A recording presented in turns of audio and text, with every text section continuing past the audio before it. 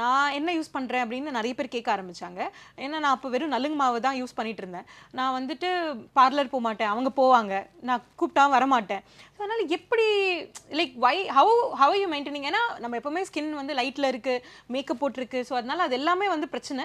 So அதனால எப்படி நீ வந்துட்டு இன்னும் இது எதுவுமே பண்ணாமல் இருக்க? ஸோ அப்போ வந்து நான் நலுங்கு மாவை பற்றி சொல்கிறப்போ ஓகே அது நீ எனக்கும் கொடு அப்படின்னு. ஸோ அவங்க எவ்ரி மந்த் அது வாங்க ஆரம்பிச்சப்போ என்ன சொன்னாங்கன்னா, நீ ஃப்ரீயாலாம் தர வேணாம், நீ எனக்கு அமௌண்ட் கொடுத்து நான் உனக்கு காசு கொடுத்து வாங்கிக்கிறேன், எவ்வளோன்னு சொல்லு. ஸோ இப்படி ஸ்டார்ட் பண்ணது தான் இது, ரொம்ப இதுவாக ஸ்டார்ட் பண்ணது. ஸோ அப்புறம் வந்துட்டு நிறைய பேர் வந்து இந்த கெமிக்கல் ஃப்ரீ ப்ராடக்ட்ஸ் வந்து யூஸ் பண்ணுறதுக்கு விரும்புகிறாங்க. நானே வந்து ஏன் சோப் யூஸ் பண்ணாமல் இருந்தேன் அப்படின்னு எனக்கு அப்போ தான் தெரிஞ்சது. ஏன்னா சோப்பில் வந்து நிறைய கெமிக்கல் இருக்குது, ஸ்டோர் பாட் சோப்ஸில் கெமிக்கல் பேஸ்டாக தான் இருக்கும். ஸோ அதனால சோப் பற்றி நிறைய தெரிஞ்சுக்க ஆரம்பிச்சேன். அப்போ வந்து இந்த கோல்ட் ப்ராசஸ் சோப் வந்து நம்ம கெமிக்கல் ஃப்ரீயாக பண்ண முடியுங்கிறது எங்களுக்கு தெரிய வந்து. ஸோ அதுக்கப்புறம் தான் சரி ஓகே நம்ம ஏன் வந்து இந்த கெமிக்கல் ஃப்ரீ அப்படிங்கிற ஒரு பேஸில் நம்மளுடைய ஒரு ஸ்கின் கேர் ரொட்டீனுக்காக ஒரு ஸ்கின் கேர் ஐட்டம்ஸ் வந்து நம்ம பண்ணக்கூடாது அப்படின்னு சொல்லிட்டு அதுவும் ஒரு பெரிய இதுவாக பண்ணணும்லாம் நாங்கள் ஆரம்பிக்கல. நிறைய பேர் நம்மளோட ஃப்ரெண்ட்ஸே கேட்குறாங்க, ரிலேட்டிவ்ஸ் கேட்குறாங்க.